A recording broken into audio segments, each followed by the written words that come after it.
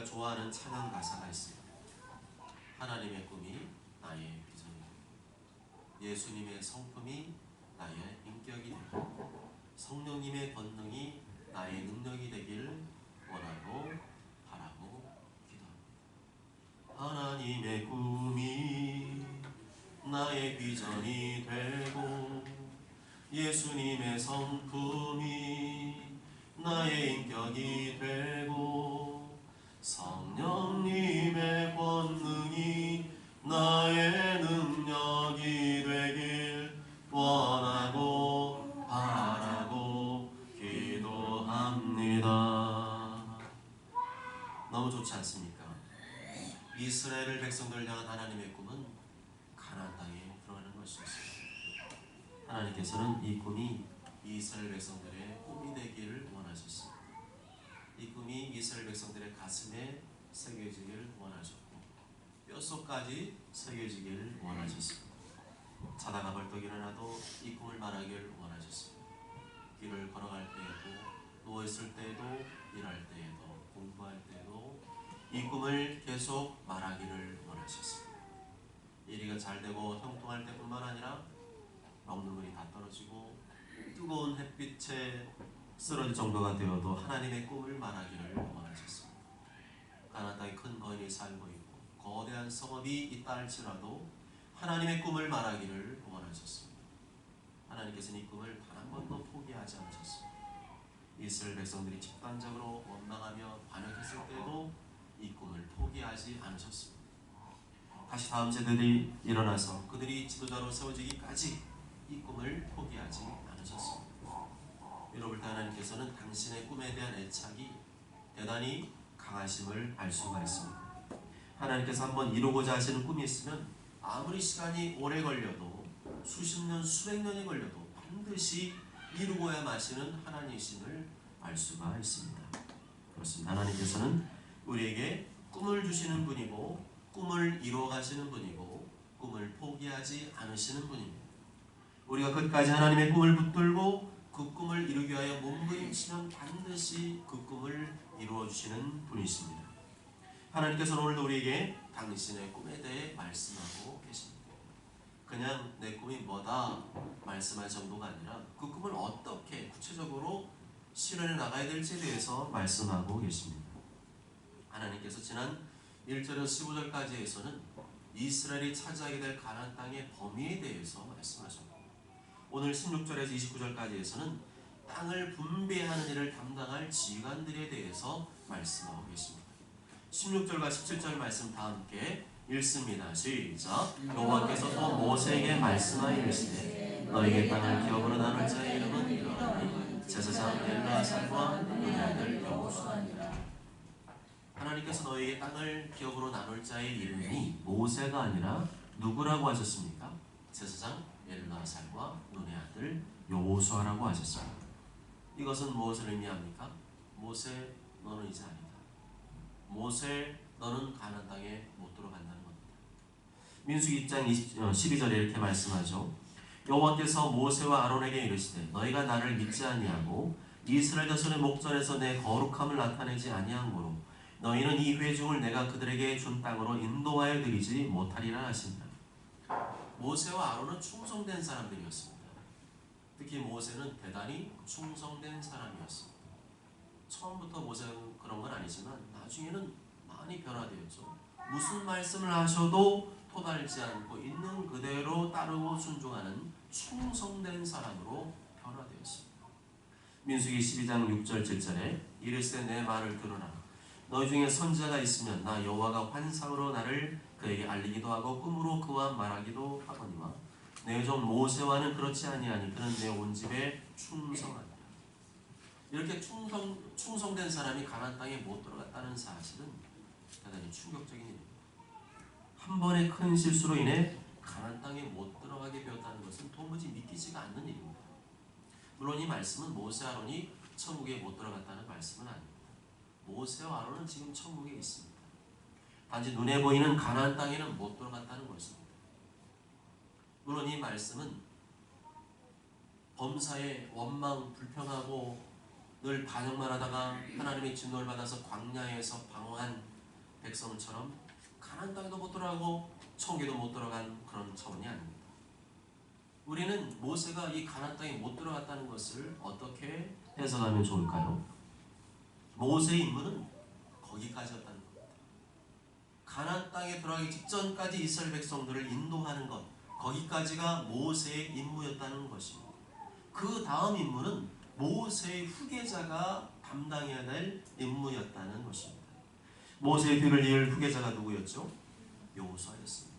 하나님께서는 여호수아를 그 다음 지도자로 세우시고 그를 통하여 가나안 땅을 정복하시고 그를 통하여 가나안 땅을 분배할 계획을 가지고 계셨습니다.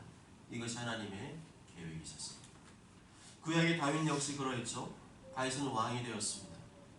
왕이 되어서 하나님께서 큰 복을 주셔서 이스라엘이 아주 강대한 나라가 되었습니다.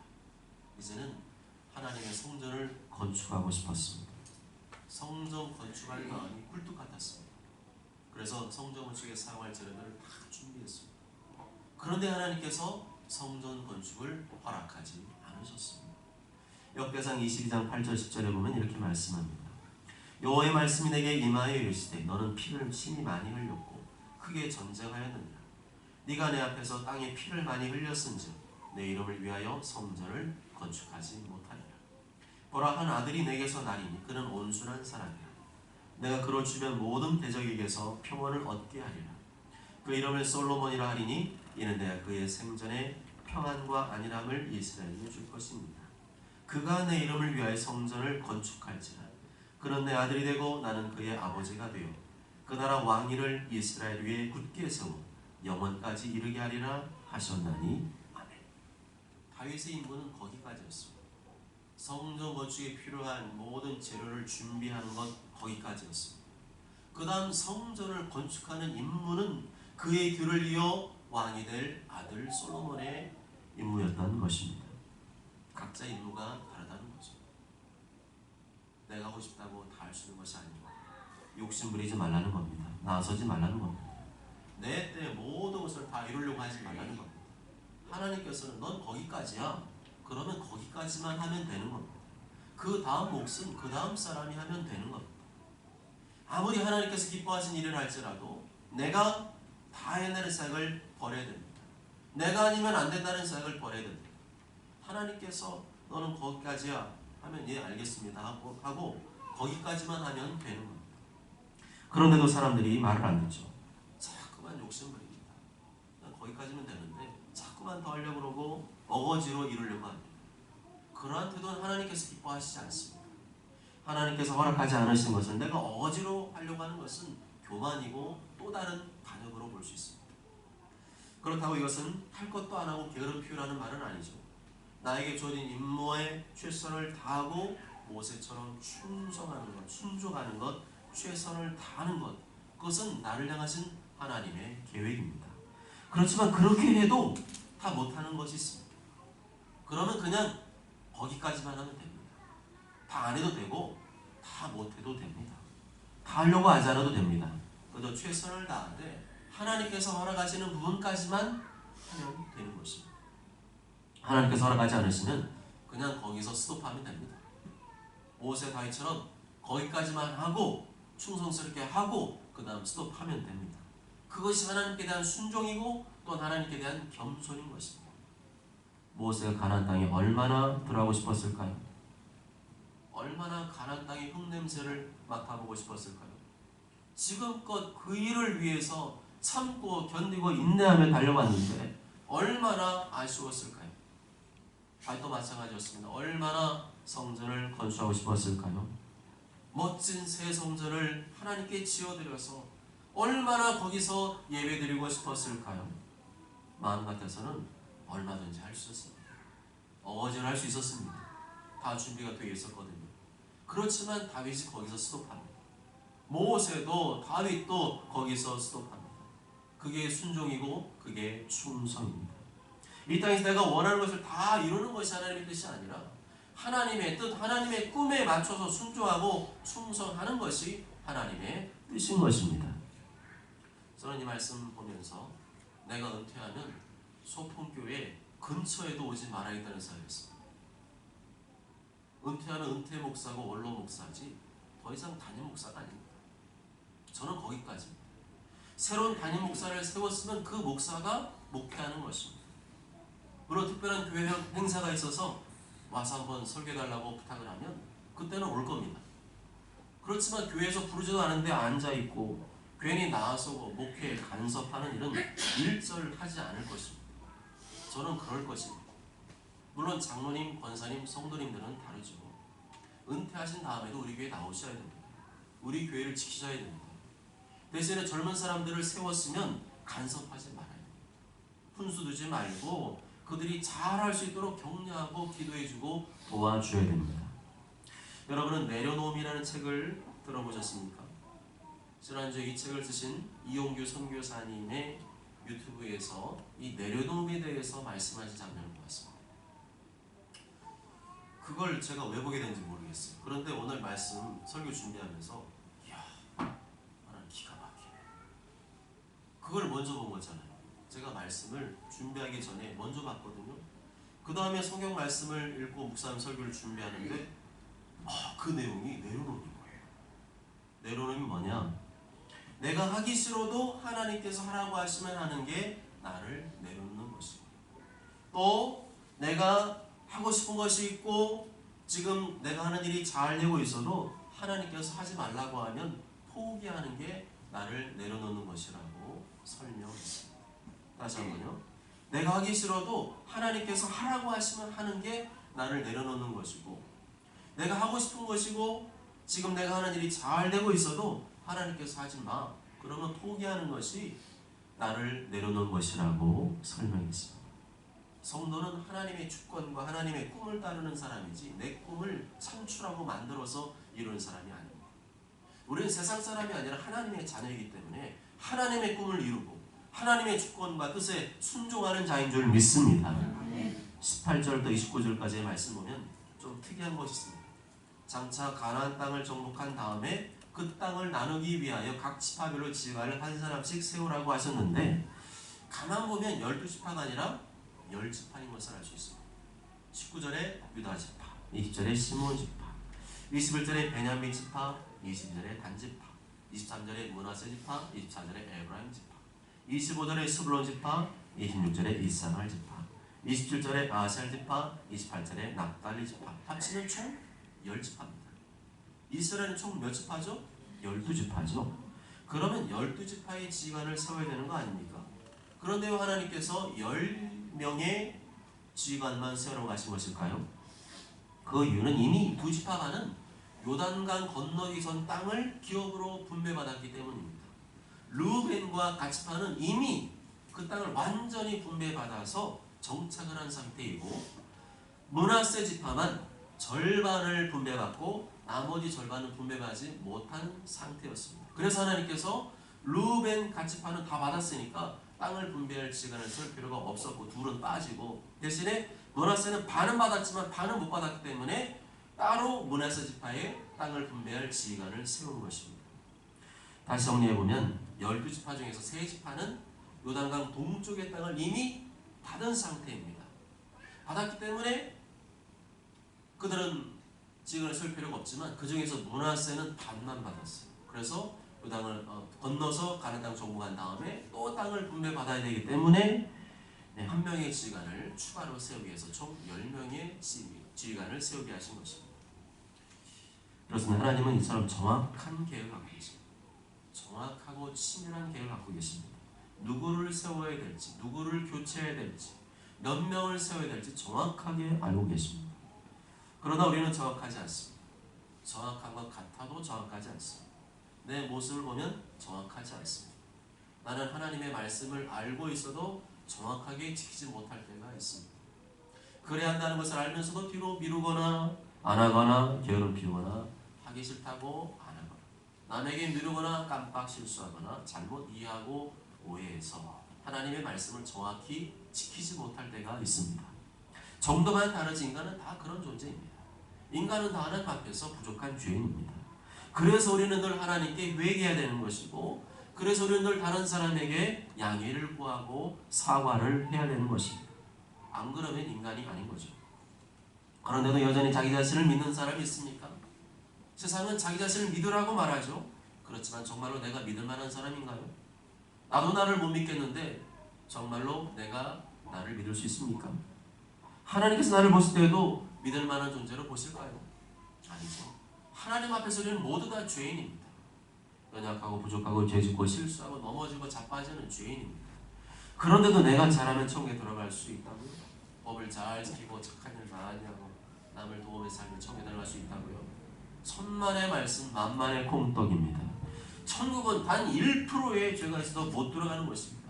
1%가 아니라 0.0000001%의 죄가 있어도 못 들어가는 것입니다. 그런 완벽한 하나님의 거룩의 기준으로 본다면 내 힘과 노력으로 천국에 들어갈 사람은 아무도 없습니다. 못 들어갑니다. 누군가 나의 죄를 대신하여 해결해주지 않으면 못 들어갑니다. 누군가 나 대신 천국에 들어갈 수 있는 길을 열어주지 않으면 못 들어갑니다. 그래서 예수님께서 이 땅에 오셔야만 했습니다. 예수는 우주 만물을 창조하시고 다스리시는 하나님의 아들이신데 그분이 이 땅에 인간의 몸으로 오셔서 나의 죄를 대신하여 십자가에서 피 흘려 죽으시고 다시 부활하심으로 구원의 길, 영생의 길, 영원한 천국길을 대신 열어주신 것입니다. 예수님 믿음으로 나의 모든 죄가 사함받고 구원을 얻게 되는 줄 믿습니다. 예수님 믿을 때 나에게 죄 없다 인정해 주시고 천국길을 열어주신 줄 믿습니다. 영접하는 자, 곧 그 이름 믿는 자들에게는 하나님의 자녀가 되는 권세를 주셨습니다. 예수께서 이르시되 내가 곧 길이요 진리요 생명이니 나로 말미암지 않고는 아버지께로 올 자가 없느니라. 나를 죄와 사망에서 구원해 주신 예수님의 은혜와 사랑에 늘 감사하며 기뻐하시기 바랍니다. 다른 것은 마음에 안 들고 다른 것은 답답지 않아도 날 구원하신 예수님 생각하며 늘 감사하시며 기뻐하시기 바랍니다. 그 감사 기쁨의 마음으로 복음을 위해 교회를 위해 기꺼이 헌신하며 순종하시기 바랍니다. 억지로 하지 말고 나를 보신 은혜와 사랑에 감사해서 기쁨으로 헌신하시며 섬기시길 바랍니다. 그게 우리의 행복인 줄 믿습니다. 이와 같이 하나님께서 각 지파별로 10명의 지휘관을 세우셨습니다. 질서 있게 정확하게 하나님의 꿈을 이루어 가셨습니다. 무슨 말이죠? 하나님께서 하나님의 꿈을 이루어 가실 때 어설프게 이루어 가지 않으시나요? 그냥 되는 대로 대충 이루어 가시는 게 아니고 분명한 계획을 가지고 질서 있게 명확하게 이루어 가신다는 것입니다. 그렇다면 우리도 이런 하나님의 성품을 닮아가야 됩니다. 무슨 일을 하더라도 대충 하지 말아야 됩니다. 질서 있게 정확하게 일을 이루어 가야 됩니다. 계획을 짜고 플랜을 짜서 질서 있고 정확하게 이루어 가야 합니다. 저 사람 참 일 잘합니다. 남들처럼 게으르지도 않고 꼼수도 부리지 않고 참 일 잘합니다. 대충 일하지 않고 아주 계획적으로 일을 잘하네. 참 싹싹하게 일하고 동료들 도우면서 하고 음료수 커피도 잘 뽑아주고 한 번씩 밥도 사고 참 저 사람 괜찮네. 저 사람 아주 마음에 들어. 이러한 모습을 통하여 세상에 안 믿는 사람들에게 내가 믿는 예수님이 누구인지를 보이시고 증거하시길 바랍니다. 그들이 나의 모습을 보고 하나님께 영광을 돌리게 하시길 바랍니다. 오늘 본문에서 우리는 이런 하나님의 성품을 닮은 사람들을 발견할 수가 있습니다. 질서 있게 일하고 정확하게 일하고 충성되게 일하는 사람을 발견할 수 있습니다. 그들의 이름은 바로 모세, 여호수아, 갈렙. 이 중에서 우리가 눈여겨볼 인물은 모세의 후계자 여호수아 그리고 유다 지파의 자손 갈렙입니다. 여호수아가 누굽니까? 갈렙이 누굽니까? 한마디로 말하면 믿음의 사람들이죠.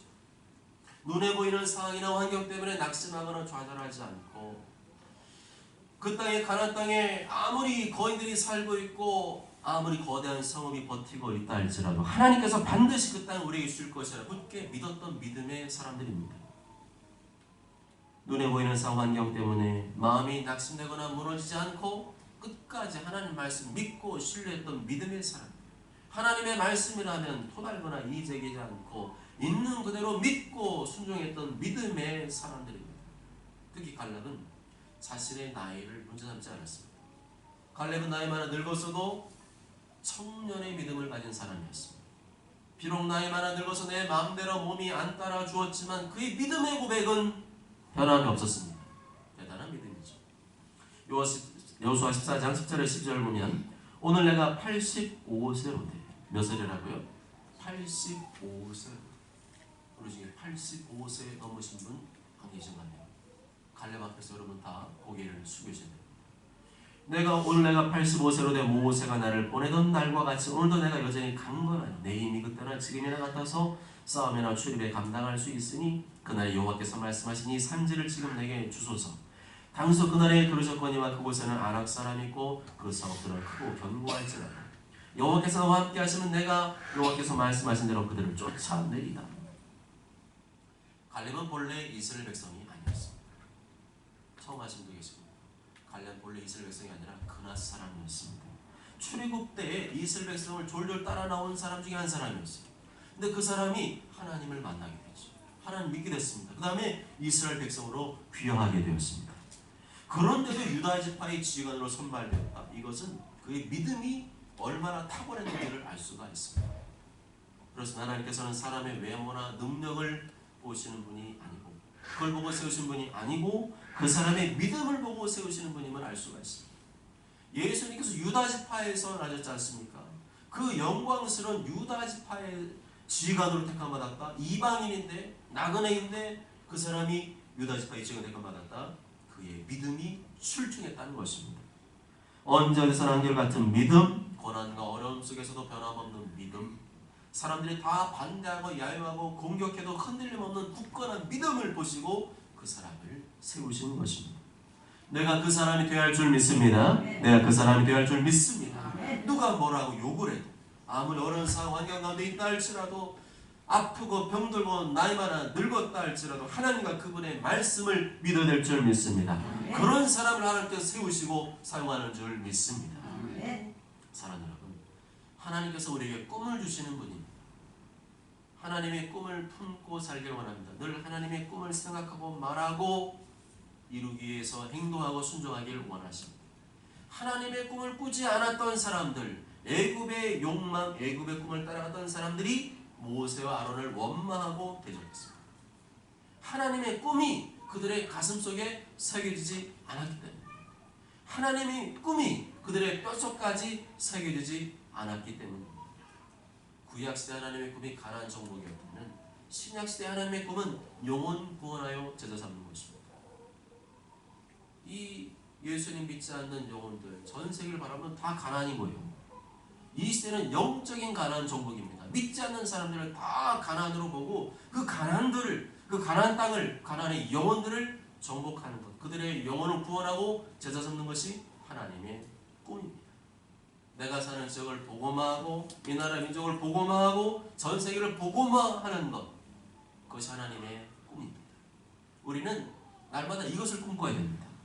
하나님 날 구원하신 이유는 세상의 꿈 꾸고 네가 원하다 오라는 것이 아니라 하나님의 꿈을 꾸고 하나님의 꿈을 계속 생각하고 말하고 걸어가면서도 운전하면서도 일을 하면서도 공부하면서 계속 이 꿈을 계속해서 생각하고 말하길 원합니다. 그리고 이 꿈을 이루기 위해서 도전하고 순종하고 행동하길 원하십니다. 그러기 위해서는 이 꿈이 우리 가슴속에 뼛속까지 새겨져야 돼요. 세상 많은 사람들은 자신의 욕망, 자신의 원하는 것을 꿈꾸며 살아가지만 우리는 하나님의 자녀이기 때문에 하나님의 꿈을 품고 사는 자들입니다. 나는 영혼 구원을 제자 삼기 위해 부름받았다고 하는 분명한 사실을 잊지 말아야 됩니다. 계속 이 꿈을 생각하고 말해야 됩니다. 그러나 우리는 모든 것을 다 할 수는 없습니다. 갈렙처럼 우리는 항상 믿음을 말해야 되겠죠. 하나님의 꿈을 말해야 됩니다. 저 하나님께서 맡겨만 주십시오. 제가 저 영혼들을 주께로 인도하도록 최선을 다하겠습니다. 그렇지만 다 할 수는 없습니다. 우리가 저 아프리카, 저 오지, 아마존처럼 해서 다 영혼들을 다 우리가 우리 힘으로 할 수는 없습니다. 맡은 일에 최선을 다하되 내가 다 할 수 없다는 사실 인정해야 됩니다. 내가 아니면 안 된다는 생각을 버려야 됩니다.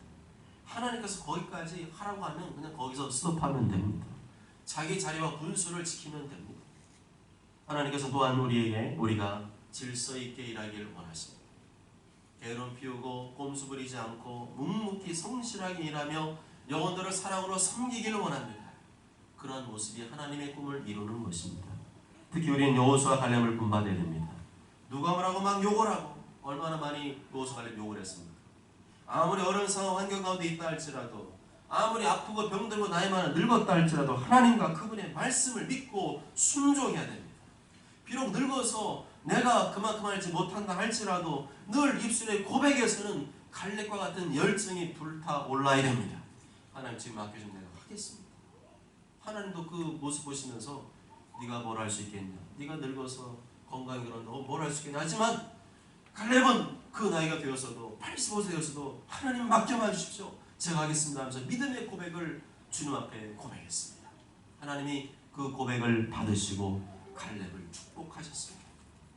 오직 저는 모두가 영원구원의 제자 삼으라는 하나님의 꿈을 가슴에 품고 40년 자기 자리와 분수를 지키시고 최선을 다해 일하고 섬기시고 하나님 그분의 말씀 끝까지 믿고 따르고 순종하는 충성된 자들이 되시길 주님의 이름으로 축복합니다. 아멘.